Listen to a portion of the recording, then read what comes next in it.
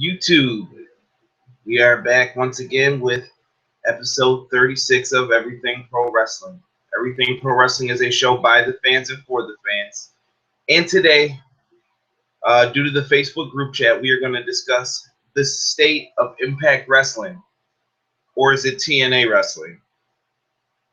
Or some people ask why I don't talk about TNA or Impact, whatever you want to call it that much.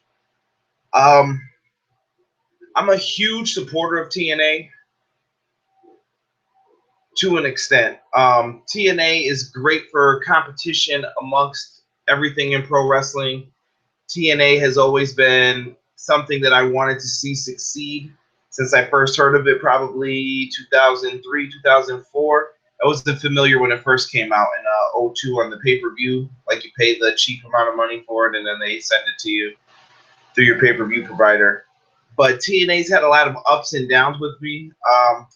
And I've tried for years to hang in there, but I really wasn't hooked until TNA, probably a little bit before they got Christian. But here's the current situation TNA is in. TNA seems to be in financial trouble. Dixie Carter has to figure out what she's going to do. And I keep hearing these rumors online that Dixie Carter wants to remain in charge after the fact of someone buying the company. Number one, that's a ridiculous demand to make, that you stay in charge of your own former company that you sold to somebody. That still doesn't make any sense. And she still wants to be the boss. Newsflash, Dixie. Your dad stopped putting up the money because it was going down the drain and he wasn't seeing any more people coming to the shows. Nothing was coming of it. So that's why that happened. You've made lots of mistakes, which I'm going to get into. But another thing that Dixie Carter really, really should be paying attention to is no one in her locker room trusts her anymore. She has lost the way of the wrestlers, males, females, whatever it may be. She lost the way. She had everything going correctly at one point. It seemed like it was setting up going forward. And then she took it and did nothing with it. Dixie Carter supposedly is on some vacation in Africa. Well, Dixie, I want you to think long and hard about selling this company to either Jeff Jarrett, Toby Keith, I don't know who else are rumored to buy it, or any of these other companies, but someone needs to buy Impact Wrestling and make Impact Wrestling different again. And like I said, at one point in time, I actually enjoyed TNA. TNA, I wrote down some positive things that I used to like about TNA. At one point in time, TNA had new talent. And by new talent, it could even mean people were given fresh starts, different things. They had AJ Styles, one of the main pieces of why people love TNA.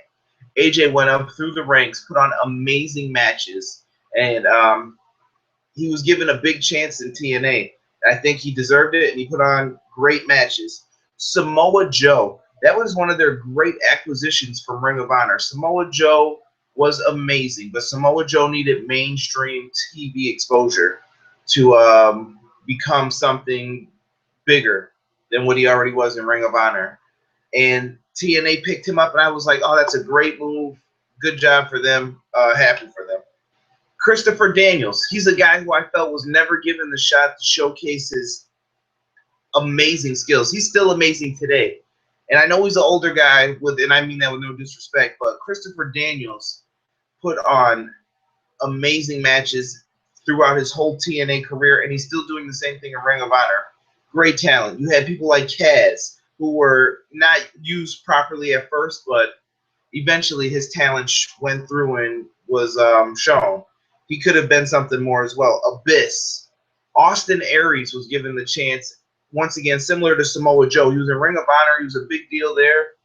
But in TNA, it was on the mainstream so that people could see it. Wider television audiences can see what Austin Aries does very well, and I think that's what made him, and that's the reason why he's in NXT today. Bobby Roode. Bobby Roode's another amazing talent who started off in Team Canada, and look where he wound up. Bobby Roode, amazing talent, very gifted, and he's another one who has now left. Um, the Monster Abyss, if I didn't mention him before, another great talent who I don't know what he's doing with himself and why he does what he does for TNA, but you try. They even had guys like Jeff Hardy in there at one point. Christian was a huge acquisition, and TNA picked him up, and it drew a lot of eyes to the product, especially on Spike TV. Kurt Angle is another person who, once he came, everyone thought that was the biggest game changer that you could have. You thought of the fantasy matchups of AJ Styles versus Kurt Angle, Samoa Joe versus Kurt Angle, Daniels versus Kurt Angle. You could go through all of it in your head and just say, man, this could be really good. And you had Sting even come over. Sting was someone who everyone was expecting at one point to go to WWE, even around the WrestleMania 19 time. What was that, 03, 04? But he wound up going to TNA instead. And that was another big steal for TNA from WWE. They had a lot of good things going.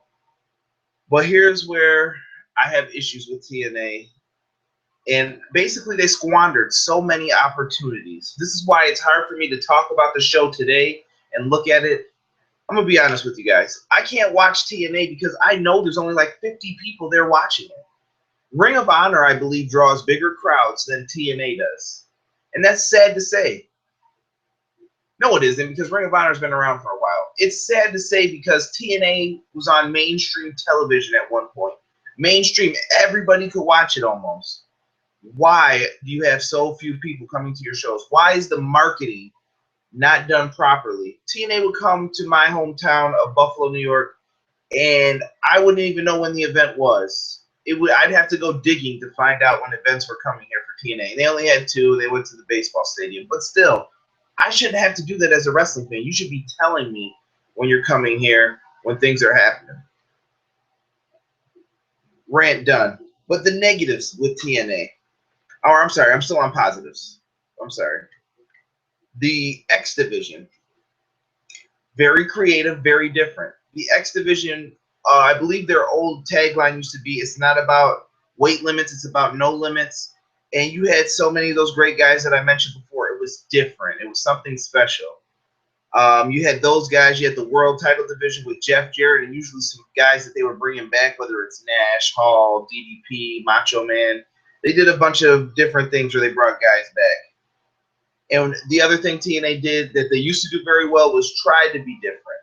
Try to think of innovative things, whether it was Dutch Mantel or Jeff Jarrett, whoever was thinking of this stuff. I can't think of it, the Ultimate X match where they have the X on top of the ring. I thought that was very different, very cool. They had the special cage matches with weapons on them where they come down. The 6 sides of steel. They had so many different matches that they were working with that was good. Now, before I get into the negatives, the be different thing that I was just speaking of, think of how TNA, like one thing that was different that I didn't like was the 6-sided ring. I never liked that ring because I felt it slowed down the momentum of so many talented wrestlers like Billy Gunn. Billy Gunn's a really fast guy in the ring, and when he made his way over to TNA, I noticed that Billy Gunn couldn't move the way he wanted to really in the ring. It gives you like an awkward spacing. It's cool for the X Division guys, but it really didn't work for everybody else, I felt. But it gave it a different look, a different brand, so I understood why they did it, but I just wasn't a fan of it. Negatives. They stopped being different. Once Hogan and Bischoff came in, I felt that a lot of things changed with TNA. Some for the good, some for the worse. It started looking a little bit more WCW-like, but they made a fatal error of going against WWE on Monday nights way too quickly. They weren't ready for that. The first night was January 4th, and Vince McMahon had Bret the Hitman Hart come back, even though TNA had Hogan, Jeff Hardy, all these other guys show up, and everyone thought it was going to be the greatest thing, and it was crazy. But what wound up happening? TNA ultimately switched nights, and they went right back to where they were because they couldn't be competition for WWE. The other sad part, pushing WWE talents too hard, like Mr. Kennedy and some of these other guys who came in. Not that they didn't deserve the push, but you can't forget about you letting your other talents leave. And I have the exact quote is, you let top talents go. How do you lose AJ Styles, someone who has worked so hard for you for years, over pay? Or Samoa Joe, after he left, what happened? All this over money and pay and being unhappy creatively. TNA has to learn how to balance all these things and show these guys that you can have faith in us. We're going to take good care of you.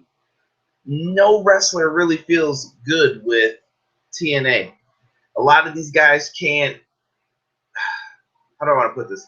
A lot of these guys can't put on the best show that they can when they're worried about not having their money. Are we going to be paid on time? Some of the office people aren't even being paid on time. So what are you doing, TNA? And the lack of direction. I feel that TNA, in its current state today, has no real direction right now. Matt Hardy doing a great job on the show. Jeff Hardy, cool. I like EC3. Lashley, he's okay. Eddie Edwards, he's fine. Davey Richards, the Miracle Mike Bennett. There's some good things about TNA, but there's no real direction. There's no urgency for me to watch it. And the last time I was really caring about TNA a lot, where I was like, yeah, I'm really interested in this. I think people should watch it, was when they had Austin Aries versus Bobby Roode, where it was the where he put the X Division Championship on the line, option C, and faced Bobby Roode for the belt, and they let Aries win. And my heart and soul was into that match. I remember watching it, and I was very happy to see Aries get the big win. They put the company on his shoulders, and I thought he was doing a great job with it. But TNA always goes in a different direction, and things get muddy, and the waters get muddy. So time after being disappointed by TNA, it becomes hard to watch as a fan. And I don't know how much longer they're going to be able to continue this charade of we care about our wrestlers and what our fans matter and everything else. Either you're going to go out of business or you need to sell. So, in my opinion, it's up to Dixie Carter to sell that company immediately or rebrand it. Are you TNA Wrestling or are you Impact Wrestling? You're on Pop TV. You're on all these. You were on Destination America and Spike TV. I don't get what you guys are trying to do right now. To me, you're going down. I see the trend of, it's just like watching a stock. You guys are falling and you don't have big crowds. You're not drawing. You're getting bad publicity even on the dirt sheet websites with how much you're charging for talents to be used at independent shows.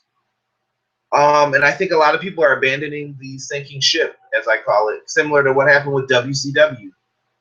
And we had a discussion about them in the group chat before. It's hard to bring up names when you think of bad things. Would WWE even buy TNA's tape library? I think they would, but I think it was just for more so the highlights and to have stuff for people's career. So with this, let me end by saying this. TNA Wrestling, I don't hate TNA. I have nothing against TNA. I want to see TNA. I want TNA to do better. But TNA must first, I think, get rid of Dixie Carter and start fresh.